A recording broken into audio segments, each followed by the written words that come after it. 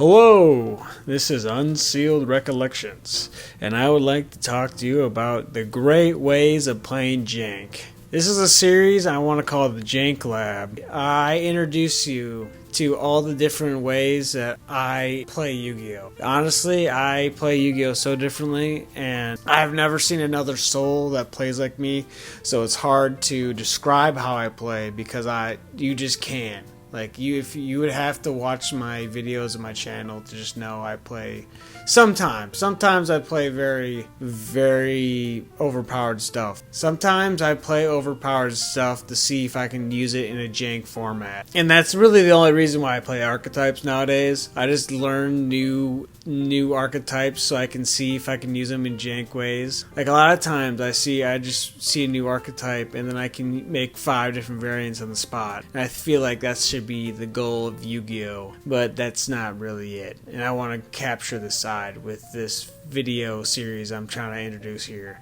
But to start off with our topic, we have the Egyptian gods. Alright, Egyptian gods. They're the most iconic monsters in the Yu-Gi-Oh! Anime. Everyone wants to summon an Egyptian god. I know I have. I have done it many times. YouTube, I might look it up. YouTube, Unsealed Recollections, summoning the Egyptian god. It'll show you. It'll show you hundreds, maybe not hundreds, maybe 50 plus of results of me using these monsters. I've used them before. I really like them. If you haven't made an Egyptian God deck, I highly recommend it if you're trying to challenge yourself a little bit by using nostalgia and not going to those cookie cutter decks that just do everything for you if you just play the archetype. Those are the reasons I want to make this series. I want to introduce people to playing jank, and Egyptian gods is the easiest way because there's no uniform to playing Egyptian gods. There isn't. You put the 3 monsters, you hope to get 3 tributes, and then however you go about it. You could use trap monsters. I've done that before. Do like Odeon back in the anime. There's so much raw support that it makes the other 2 look pathetic. There's so much raw support because raw got nerfed the most because everything felt like a new effect that was added on the anime. But raw is, if you want to play just Winged Dragon of Raw, it has enough support where it can just keep going. You can summon the Phoenix form and then Wreck House if that's what you want to do, especially in Duel Links. Duel Links has skills that just that's not what I want.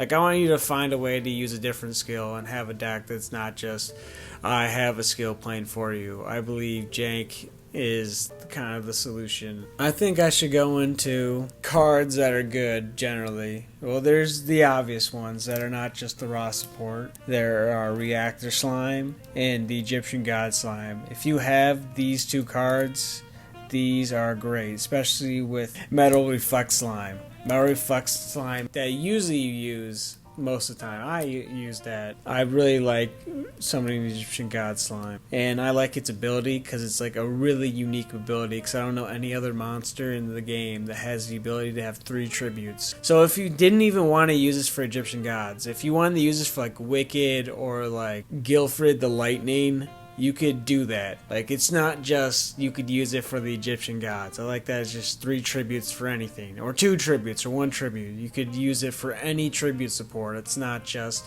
the Egyptian gods, and that's really nice. And there's other great. I like that they made Sphere Mode. Sphere Mode is I love this card because it could just take anybody that just set up 3 monster negates or any negates with monsters on the field and then just whoop, it's gone. Go away, get out of here. And then it's not, because it gets through a lot of things. Sometimes people know kaijus, so they go, alright, no special summons, and you go, oh, I can normal summon, haha. There's just little things that you can get through that if they try to do the barrier statues, but they're not in Duel Links. If they were in Duel Links, that'd be terrifying. The barrier statues, I don't think it would be that bad. We got Despia and Mirror Jade now, which is basically ruining Duel Links in my heart. It kills it. Duel Links used to be a place of wonder in the anime. and it feels like a cold, desolate place. But let's get back on topic. There's other things, like there's 2 Monarch cards I really like to use, and one of them is the first Monarch, because if you discard a card, you can turn that into a monster that can be used for 2 tributes for an attribute. You can change the attribute with the discard, which is nice. And it could lead into you using that discard as something that needs to be sent to the graveyard by a card effect or something like that. Or like sometimes when I play Egyptian Gods, there's Phoenix Form is always in my hand, and it's useless when it's in your hand. Like it does nothing. Like there's cards that get rid of it from your hand. Like there's a card that you discard and get Monster Reborn. You can discard Divine Beast. But a lot of the times I don't get it. I don't get those 2. I always just get that Phoenix Form, and it just bugs me.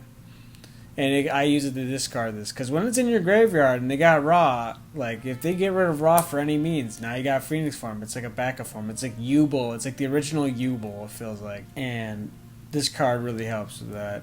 And I like Monarch Stormforth, because it has the greatest removal, non-target send, greatest thing, can get rid of every single monster that isn't unaffected by card effects. Because unfortunately, it does give you the ability to tribute your opponent's monster. It still is a card of an effect. Unaffected cards cannot do it. It's not like Underworld Goddess, where you can just suck a monster away forever.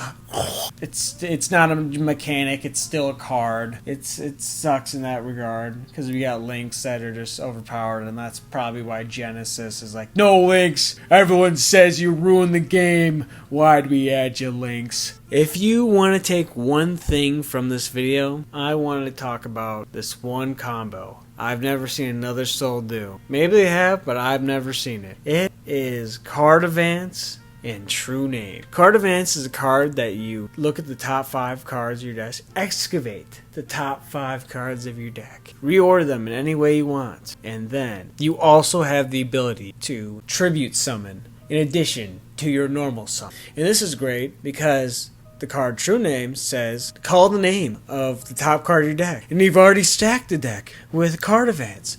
And if you get it right, you get to keep that card. And you get to summon an Egyptian God from the deck. Every time with those 2 cards, you can summon an Egyptian God from the deck. Unless it gets negated, which it sucks. Which I believe in the future, it's gonna, literally the next archetype is gonna be broken. It's literally just gonna be a bunch of guys with the ability to do things, and their effects can't be negated. Like, I'm calling it now. It's gonna happen. Just gonna have to, like, a whole archetype of people that just have the effect cannot be negated. But it's just like, I can brandish you, and another guy goes, I can destroy you. But to go back on topic, it gets to the point where I like these 2 cards so much, and the game kind of, you won't give you these 2 cards. It sucks. I think one more card I can think of on the top of my head that will help any person that's trying to play Egyptian Gods is Mound of the Bound Creator.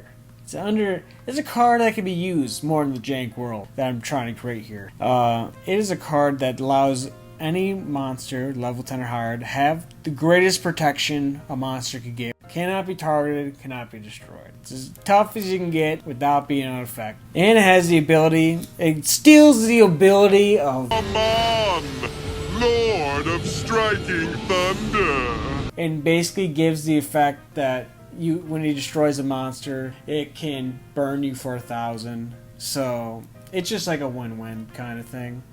And imagine if you don't really need it with the Sacred Beast cards, because they have their own field spell that's basically better than that. It's Pot of Greed and that. So like, why would you want to play this? But it's level 10 or higher monsters.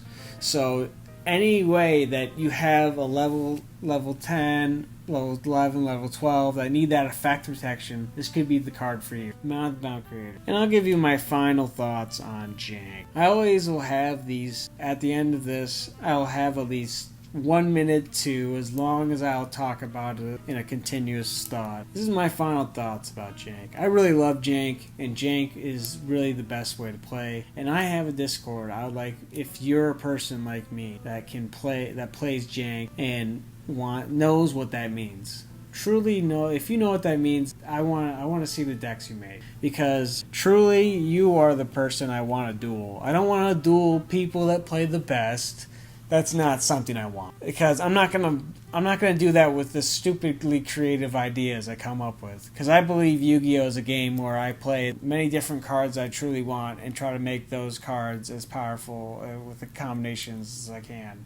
Like, just take one card that hasn't been used ever and try to put it in a deck and see if you can craft a deck that it sees the best profit in. And sometimes I just want to see some monsters see the spotlight that others don't. And it's sad that a lot of times people just like to play the most powerful decks, and I don't believe that's kind of what Yu-Gi-Oh is about. Like, there's a lot of king of games, you gotta be the king of games, and how you have to be the best. And it kind of gotten to this point where, like, why are you playing Yu-Gi-Oh? I play Yu-Gi-Oh to have fun, and I don't believe torturing my opponent to not have fun is fun in the slightest. Like, people talk to me and go, hey, I know, like, I had fun. I lost and I had fun. That's the goal. I want to make a loss for you more fun than a win against me.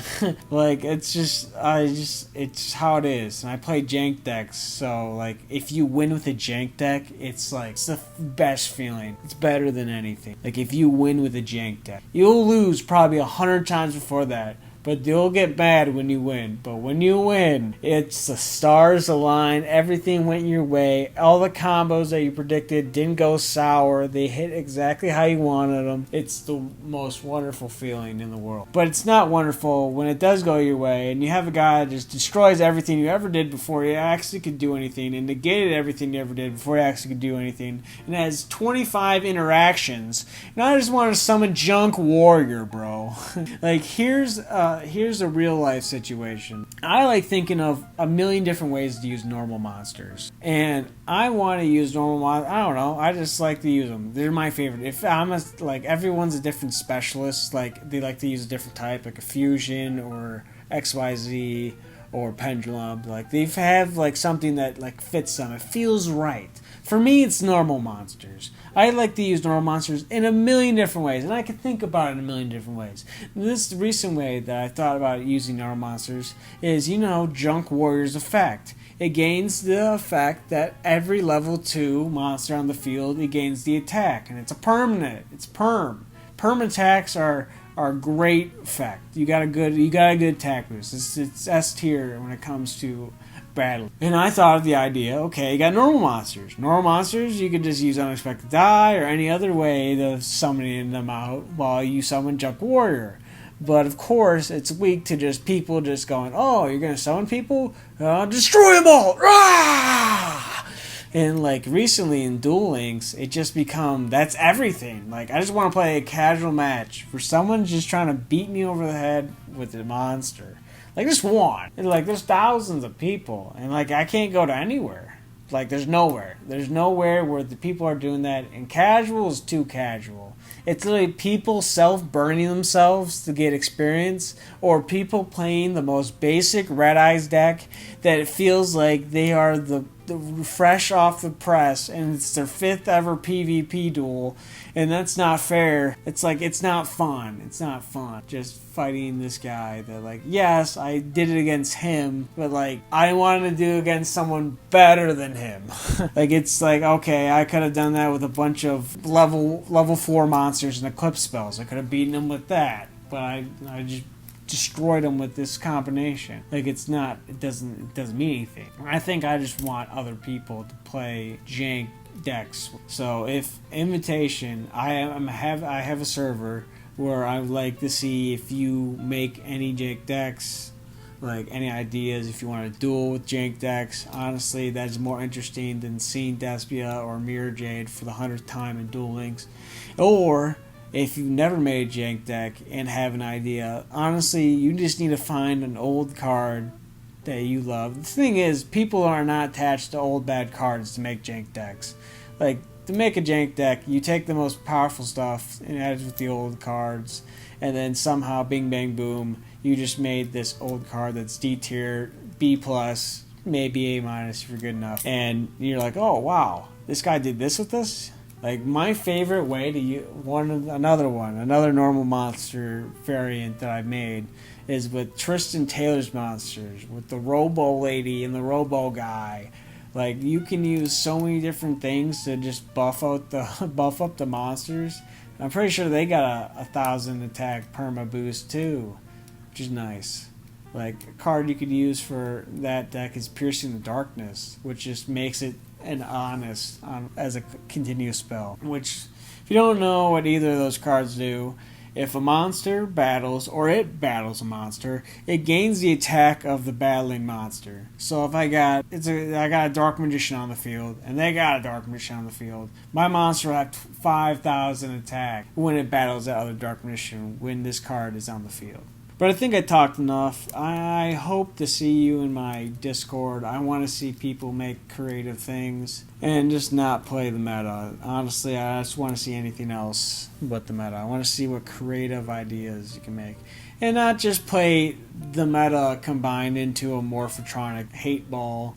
Because all the duels are going to be is you bricking or you picking a core. One of the 3 or 4 get all their archetype at one time, and then it goes off, and then you just do what that archetype does instead of doing the other things that you want. Everything like you want a jank deck to be as many options, like a 40 card, 20 to 40. 20 Duel Links, 40 for Master Duel card deck that has like each card kind of flows with each other. It has rhythm.